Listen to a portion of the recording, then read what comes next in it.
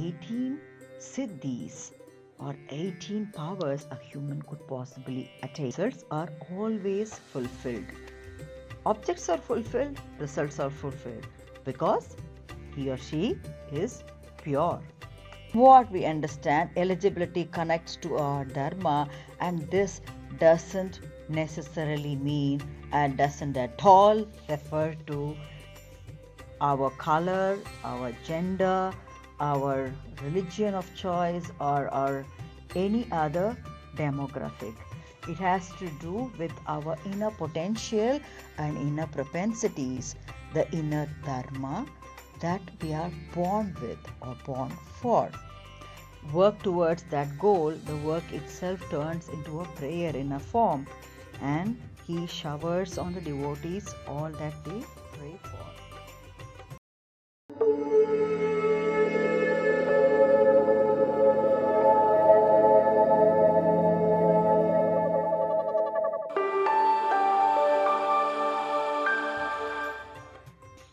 Om Namah Shivaya, Om Namo Narayanaya, Jai Shri Ram. Welcome back to the Glaze Studios oil painting vlog number 27 of Sri Vishnu Sahasranamavali.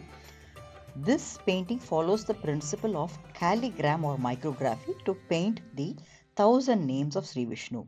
While the painting is going on, I am also trying to understand the names and their meanings, taking tangential perspectives from Sanatana Dharma, storylines from Sanatana Dharma, also verses from Shrimad Bhagavad Gita, Shrimad Bhagavatam, and so on. And the same I am sharing with you in these videos.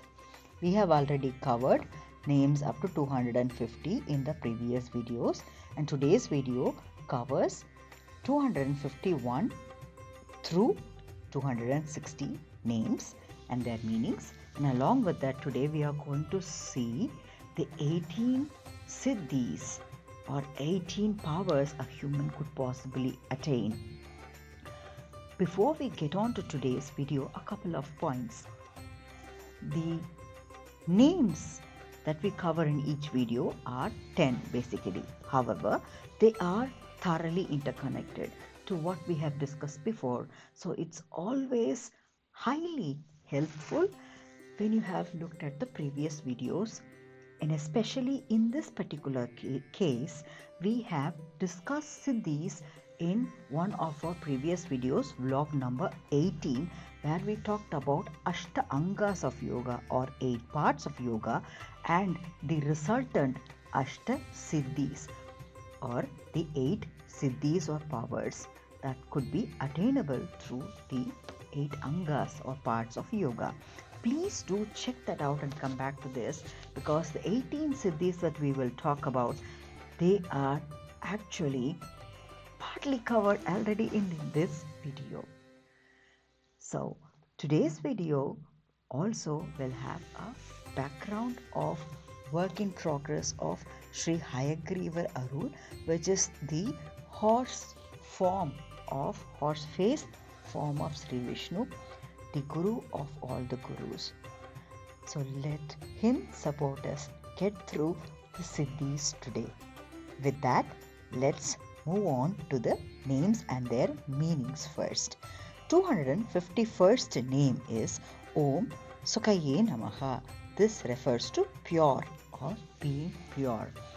252nd name is Om Siddharthaya Namaha. This refers to one whose object is always fulfilled. 253rd name is Om Siddha Sankalpaya Namaha. This refers to one whose results are always fulfilled. Objects are fulfilled, results are fulfilled because he or she is pure. There is the connection. Let's move on to the 254th name. Om Siddhidaya Namaha. Siddhidaya Namaha refers to one who bestows siddhi or fulfillment on all who practice disciplines in accordance with their eligibility. Now, let's make a stop here and understand eligibility.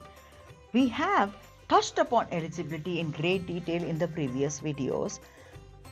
From what we understand, eligibility connects to our Dharma, and this doesn't necessarily mean and doesn't at all refer to our color, our gender, our religion of choice, or our any other demographic.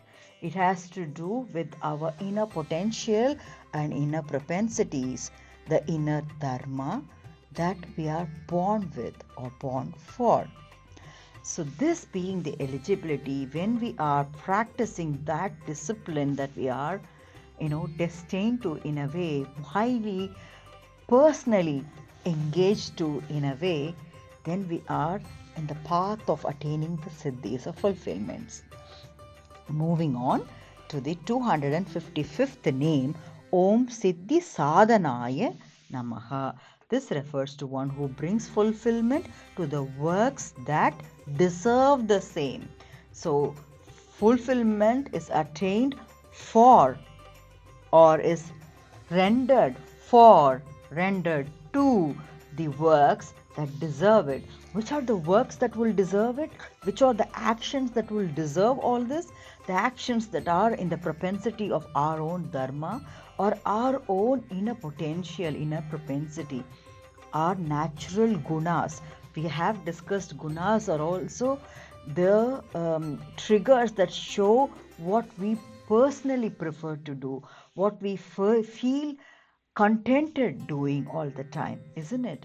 So connecting the dots to that sort of works, which will finally, help us attain the fulfillment. 256th name is Om Vrishahine Namaha. Vrishahine Namaha. Here Vrisha refers to dharma or the merit thereof. Exactly. So we have been talking about it already, guessing it already, that the eligibility itself is pointing towards our own dharma. And here Vrishahine exactly puts us on the track here. 257th name is Om Vrishabhaya Namaha.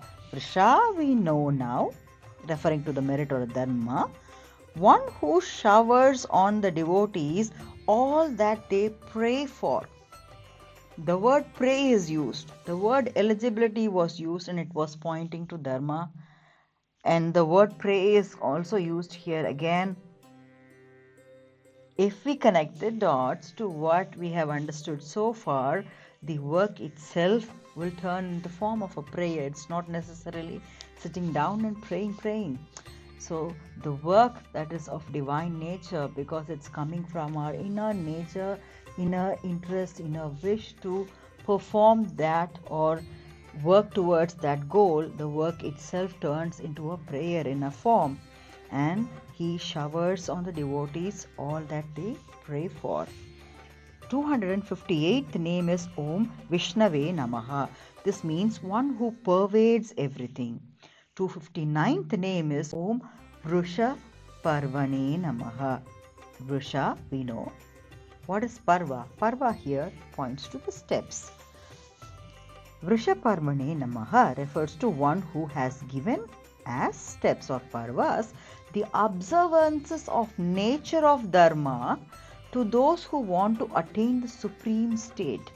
So if you are into attaining, you are going to observe the natures of your own dharma, and that will be the steps, that is the steps given for you to attain supreme state. 260th name is Om Vrushodharaya Namaha. This refers to one whose abdomen showers an offspring. So you can imagine Garbhodakshayi Vishnu, through whose abdomen everything stems out, even the cosmos, stemming out and everything, becoming actually. And even the Dharma is also an offspring of him. With that, we come to the end of the 10 names. But through these names, we have constantly been looking at the word Siddha, isn't it? Siddha, Siddhi. So there is something related to some attainment or a fulfillment of some sort of a power.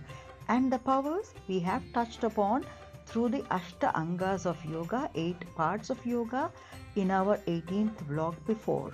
But they are pointing to the 8 great siddhis or powers that one can attain. But here we are having 18 siddhis. And I think we need the help of Shrimad Bhagavatam first to look at these and start deciphering them a little better. Yeah, can we get started? So we are in Shrimad Bhagavatam, Canto in number 11, 15th chapter, verse 3. Siddhayaha Ashtadasha Proktaha Dharanaha Yoga Paragaihe Tasham Ashtau Mat Pradhanaha Dasha Eva Guna Hetavaha. This means Siddhayaha points to mystic perfections. Ashtadasha 18. Proktaha are declared. Dharanaha yoga, meditations of yoga. Paragaihi by the masters, Tasham of the 18. Astau Mat Pradhanaha points to 8 have their shelter in me. Dasha eva guna hetavaha points to 10 indeed are manifested from material mode of goodness. Let's read the meaning. The masters of yoga system have declared that there are 18 types of mystic perfection or meditation. 8 being primary, having shelter in me, meaning shelter in God, and 10 being secondary, appearing from the material modes of goodness. So, these 18 powers have already been bifurcated into 8 primary and 10 secondary. The 8 primary, when we touched upon in the 18th vlog, I think it also looked like it's really hard to achieve. Yeah, the 8 angas of yoga one must follow, and then one goes for this. It's, I wouldn't say impossible to achieve, but given that we are living in a lifestyle, we have some daily responsibilities towards our family, towards the society, towards the work that we are engaged in, and such. All these keep us buckled down to something, and it's hard to give up many of what we are doing today to even go for the 8. And yeah, can we, at least for myself, I would call it highly ambitious. But the secondary, they also give a kind of minimal spiritual powers when we are working towards it. And these seem to be practically maneuverable, possible. And that's what is being referred to here. Given that we have looked into the 8 in detail previously, can we just focus on the remaining 10 and see what these secondary powers are? And even if we look into this 10, it looks like the first 5 seem to be, slightly maneuverable, possible. And the next 5 are, harder to achieve. So I would say 5 and 5 and then the 8 on the top. But we started from the 8 on the reverse, but it's okay. So we're going to look at the minor spiritual powers now, starting with the first one, that is Anuram. Anuram is the ability of transcending hunger and thirst. This is interesting. I think when we do a simple fasting, we are transcending hunger and thirst. And this we put by time. Let's say that one is able to do this transition of Anuram, transcending hunger and thirst for about, few hours in a day, if you are, practicing like that, or maybe 2-3 days, maybe for a week, depends. But slowly with practice, one can also extend the time of the ability for the body to transcend hunger and thirst. So this is with practice possible, and some of us know it because we have done it at least for a day or so, or even at least for an evening, let's say. The second one is called Dur Shravanam. Dur is distance, Shravanam is listening, ability to listen to far things. Does this mean being able to overhear what's going on 10 blocks away from here? No, maybe not. Let's look at the third one and then come back to this as well, because the third one is Dur Darshan. Dur, again distance, Darshan is vision, ability to see far things. The Indian national TV channel is also, by the way, called Doordarshan. But we are not pointing to that right now today, here in this. Doordarshan, Dur Shravanam, all these are listening for, seeing for. Let's understand the word for in the context of time. Being able to see or hear what is about to happen in a few days from now or in a few moments from now puts us in an advantageous position. So you are able to respond to situation, and this is already possible amongst all of us. And a practical example would be to watch your own domestic animals, that how they react or respond to a natural calamity. For example, you will notice that they are the first ones starting to react, starting to howl or making, some sort of a noise, getting jittery, moving around profusely. All these things to show that something is about to go wrong, because they are able to either see or hear, or maybe both, of the impending natural calamity. Few hours before itself, their behavioral pattern changes. And this is a very simple thing. This is actually possible by us humans, but given that we are so much boggled down to what's going on the social media, or what's going on around us, or the responsibilities, whatever we are buckled down to, is actually keeping us away from this dimension of thought process, this power itself. How advantageous can it be when we can tap into that so easily through following simple principles of our own Dharma, just being aligned to our own inner potential.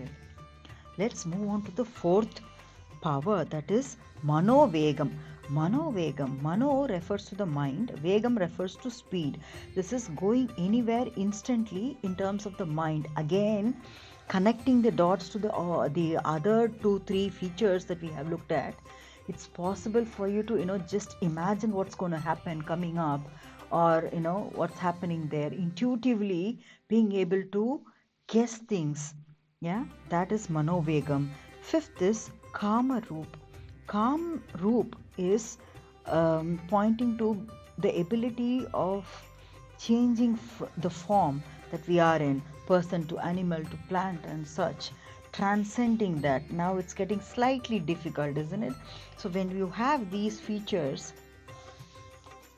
if I have to put this in simple words, we always use this phrase, step into my shoes, stepping into somebody's shoes. So it's not magical that you're able to change form. It's the inner meaning here of this particular propensity or siddhi is that you are able to step in the shoes of somebody else or some other element to understand what's going on there. Yeah, so that's the fifth one. From the 6th to 10th, I would say take it with a the grain of salt, because these are all slightly on the challenging side. The 6th one is Parkai Pravesh, refers to entering others' body. It's a growth in the idea of the 5th point, where we are able to step in the shoes of the other to see. Now we have actually able to, transform or transfer our mind into the body of another individual to go on to feel and such. That's a higher level of power. The seventh of the seventh Siddhi is Savichit Mrityu. This is dying at will. Please be careful with this word. Dying at will does not point to committing suicide at all. Dying at will is only by the thought and without harming your body or mind. Only by thought you are able to say goodbye and move on. We have a video evidence, and I don't want to add it here, but if you can Google search it, Paramahamsa Yogananda did just that, and he was actually in a meeting, in a speech in the USA, when he was deciding to move on, pass on at his own will, and it was accidentally also recorded. And you will see that it is of none of it points to any kind of torture, physically or mentally. It's just at free will, and that's just one power to attain as well. Whether one wants it or not, that's another level of thought process. But right now, for our understanding, that is the seventh Siddhi. Eighth Siddhi is Surkarira. Surkarira points to being able to meet even demigods. If you connect the dots to the sixth one, where you're able to enter others' body, or even go on to feeling the personality of another element, this is having interaction with another element that doesn't physically exist around us.